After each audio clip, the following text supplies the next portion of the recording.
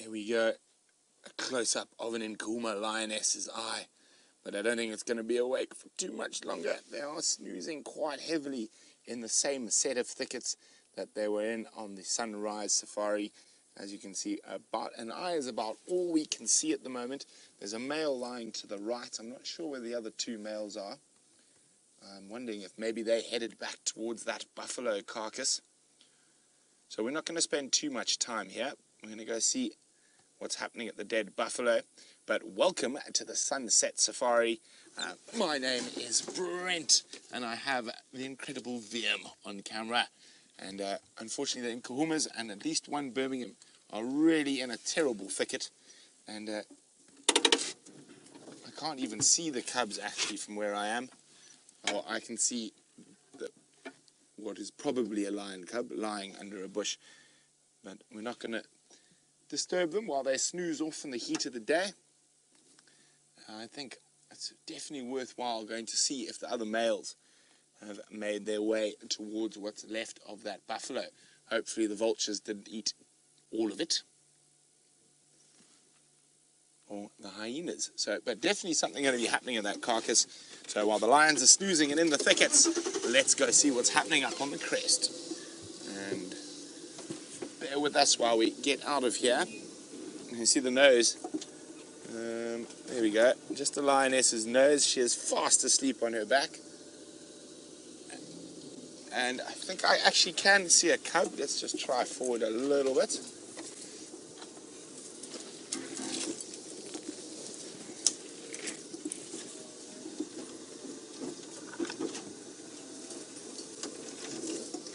You see them there through there, Vim. I don't know if you're going to be able to get a view. But there's a lioness, and just to her right is a little lion cub. Trying to see if we can get a view through the thickets. Not really, unfortunately. Let's try a little bit further forward. They're all in the shade, cuddled up together there. Here we go.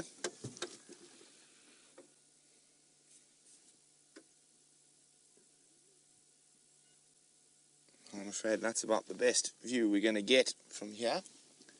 But this is the Nkuhuma pride, if anyone is new. This is our dominant pride of lions on Djuma.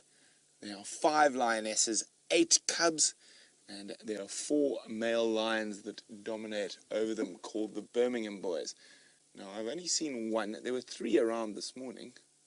VM, have you seen any other males? Only the one. Only the one. I wonder if those other 2 got hungry and headed back towards a buffalo that I'm pretty sure one of those big males killed 2 or 3 days ago, because it's quite smelly. Okay, now as you can see, we're right in the middle of a riverine thicket, which is going to make life quite interesting to get out of here.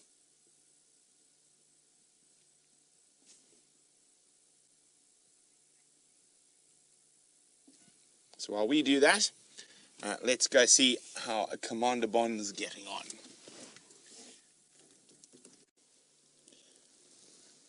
Look at that, all the blowflies. There's probably about 5 or 6 different species of flies around this carcass. And there are no vultures here now. And that's not unusual, because if we look into its rib cage, there is still quite a bit of meat on here. But the vultures have eaten everything they're able to. So they've climbed right in there. They've eaten every single little scrap. Their beaks, even the big lappet-faced and white-backed and cape vultures, are unable to cut through the tough skin of a buffalo. So there is still quite a bit of meat on here. Now, oh, there we go. Wind's changed. Yum. Nothing like the smell of rotting meat in the early afternoon. Now, something spooked the lions here this morning. I think a lot of people speculated that it was possibly a diseased carcass, and that's why the lions didn't want to feed on it. I don't think that's true at all. Something else spooked the lionesses, and the only reason the males left is because one of those lionesses is about to come into estrus. Now, I'm not getting out of the car to examine, because there is a possibility that one of those 2 males that weren't with the lions we just saw might be around. Now, everywhere a vulture's been able to, they've really got in there. So you can see just where the lines had opened up around the neck, around the bones. You can see how the flies are there now. Quite sure we're going to have lots and lots of little maggots shortly. I wouldn't even be surprised if some of them have hatched already. Good place always to look for the first bout of maggots is in the eye sockets. Now that's definitely the work of the vultures. Opening up, eating the eyes, so any little place where they can get their beaks into. Can we see any maggots, Liam? Not yet. Oh. And you can see there's some vulture dung on the horns. So the reason the vultures left is just because they couldn't open up the carcass anymore. Now I think it's definitely worth coming back here later on the sunset safari and seeing if any of the other scavengers make their way, hyenas, and I think if the lions here, hyenas here, they might make their way back. But we're going to keep on with our endeavours, see what other fantastic creatures we can find out in the African bush. But while we do that, James has got something not as dead as this for you. Where the rest are. I think I'm just going to ask Kirsten to confirm whether the others were also seen today, at least this afternoon, or whether it was just these ones who are fast asleep.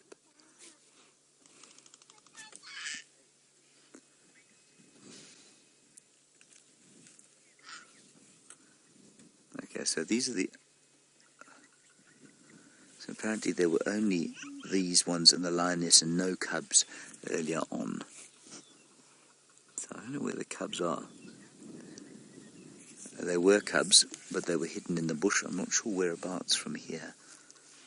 But they might be becoming active fairly soon. Let's just ease our way up the road slightly and see if we can't find them. I also asked Kirsty maybe to get hold of Brent, just so that he can tell me exactly where they are, if he's got space to tell me.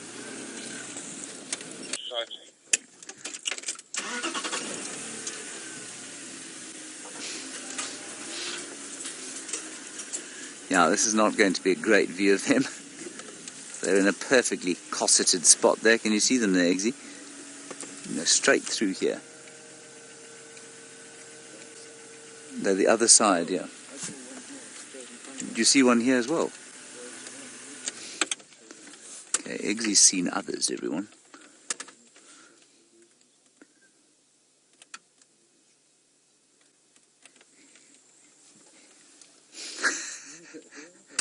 Oh, have you got them there? There you are. So, not the best view of the Nkuhuma Pride that we've ever had. Yeah, we'll just keep looking around here and see if the rest aren't around here somewhere. And you've got another one there, Eggsy.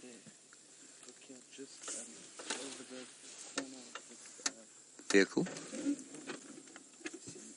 Down in the drainage. Oh, and Eggsy's got a nose that he can see. Oh yes, I can see her. Thank you.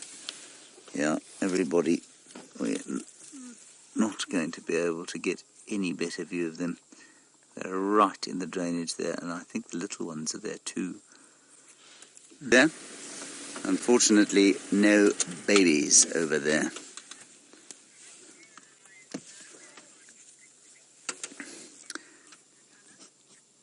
Deborah Armchair Traveller, I agree with you completely. It's absolutely scandalous that these lions should be lying in a position where you are unable to get good screenshots of them. It's selfish, it's unkind, it's unwarranted, and it's just not cricket. Now, if you listen very carefully, you can hear the cubs now starting to have a bit of a fight over their evening milk.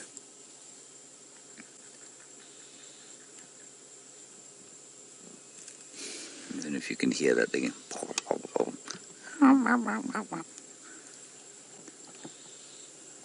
But unfortunately, we are not going to get a view of them up there. Alright, I think that we should leave these chaps and go and try and find those ellies. We might pass by here again afterward. I would call the great gangster of the jungle. He is dominant over all the females, the two of them, and there's not normally a there's not normally a dominance hierarchy amongst these great criminals of the bushveld, the big male lions. But sometimes when there's some fighting over mating, there is an attempt to sort of assert some form of dominance. But these guys are all the same size, they're all closely related to each other, so there doesn't seem to be any kind of dominance.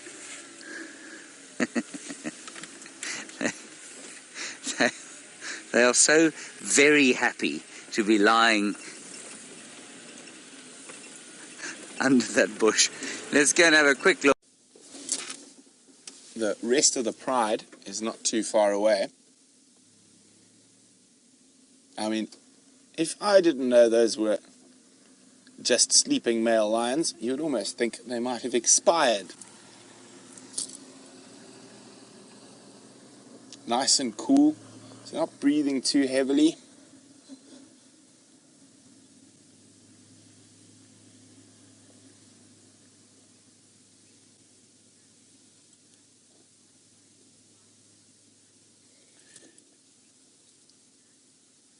Roo-ree, who's a very smart 9-year-old, and has noticed that the lions have a whitish patch or a lighter coloured patch below their eyes.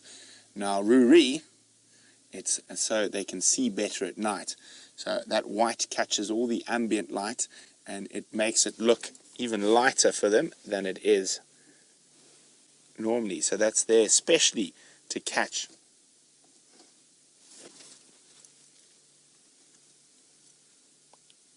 any ambient light that's around. Sorry, I just thought I heard something. I'm just going to have a quick squiz, probably no more than a couple of meters away. Now, I don't think anyone knows the rest of the Nkumas were sleeping just behind there.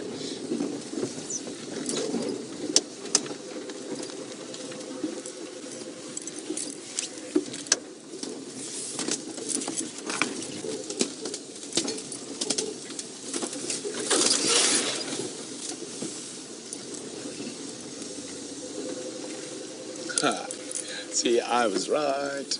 No one knew. I can see an Nkuma. Not the best view of one. So, if we go straight over the bonnet here. Now, believe me, that's a lion. And if we look down to the right, in the bottom of the ravine, lying under that log, there's another. Now the cubs are around here as well.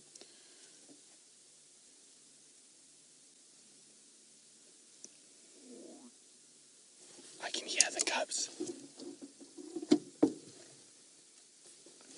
I can just hear those sounds like they're suckling.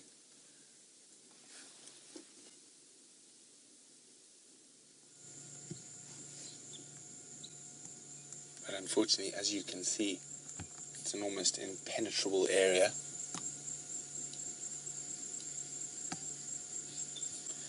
So we'll go back to the big boys who are lying out in the open. It looks like there's not going to be too much movement from any of the lions at the moment.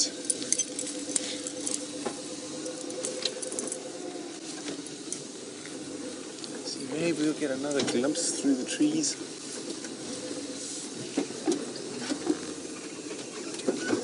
No, it's a bit thick, unfortunately.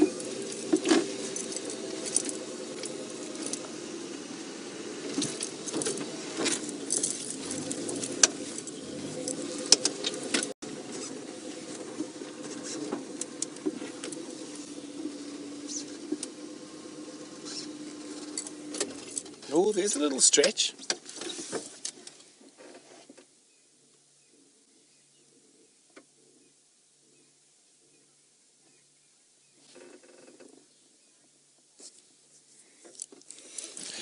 Now, Sally in Oregon says, my first real life lion log. Well, we did see a little stretch there. Now those little bits of movement like that are precursors to possibly a bit more movement. Could we be spoilt enough that the lion logs might start roaring? If they don't roar during the sunset safari, I guarantee you keep a listen on the Djuma Dam cam. I think there's going to be a lion cacophony this evening.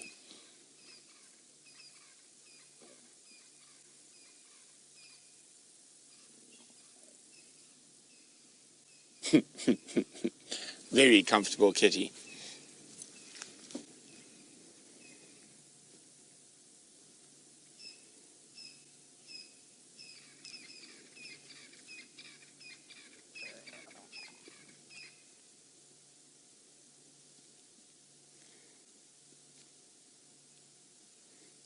Now, quite often when following big cats, you have to have an incredible amount of patience because, I mean, a male lion on average will sleep for about 20 hours a day. So anyone at home who likes napping, you should have been a male lion.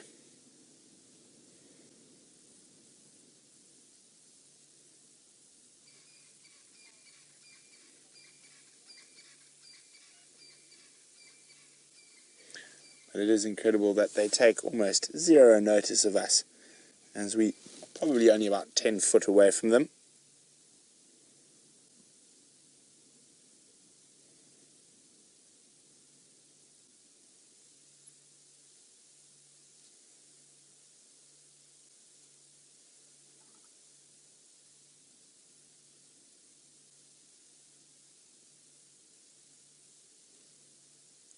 See there,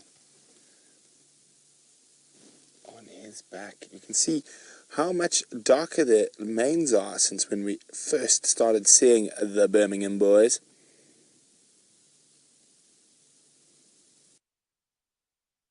Not as dominant as the third, who's lying up with the pride. Now what happens is, oh, there we go. Are we going to have a little roll?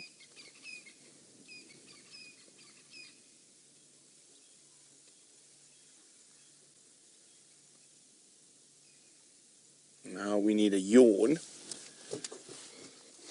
and a leg stretch and a urinate, and then we're in business that they might move before the end of the safari.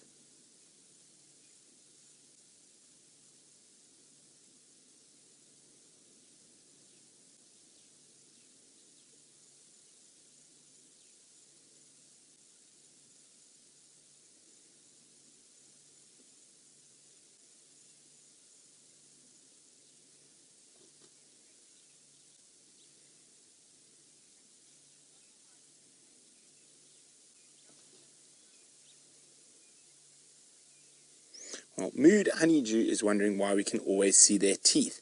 Can they not close their mouths all the way? No, they're quite capable of. They're just being lazy. He's also lying on his back, so his top lip is going to be falling down. I can't see any teeth there. But they are definitely capable of closing their mouths fully.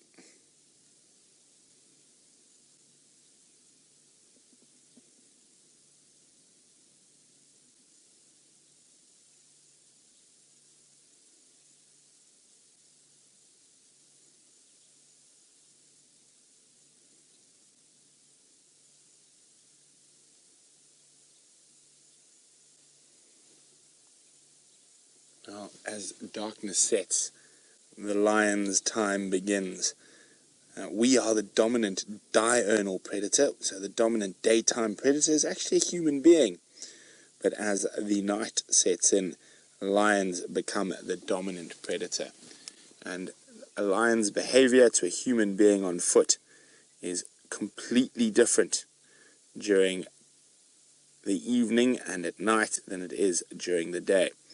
And that reason you want to get home when it gets dark. It's an instinctive response from when we used to live on the African savannah. But quickly across to James.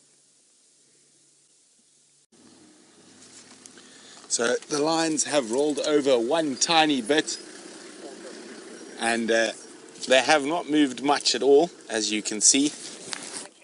The rest of the pride is lying up probably about 50 meters from them in the drainage system, with one dominant Birmingham who's chasing after what looked to be the amber-eyed lioness who's about to come into estrus. But it has been an incredible evening today. We've been lucky enough. We've had lions, we've had ellies, we've had Queen Karula, even just for the briefest moment as she dashed down to the south. Hopefully on tomorrow's sunrise safari, she'll bring Hosana and Shongile back for a visit to the north.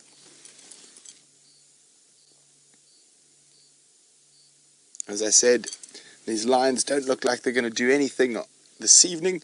Or, well, oh, there we go. That's about the most movement we've had all day. What I think he's heard the cubs and the other lionesses down in the drainage line behind him, and he's just listening carefully.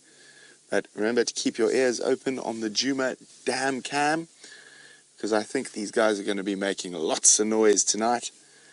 And from Viam and myself, it's been wonderful having you on this live African safari. Unfortunately, the Birmingham boys are not quite reading the script, so it doesn't look like they're going to roar for us tonight. Hopefully, we'll have them roaring first thing on the sunrise safari. Always very exciting.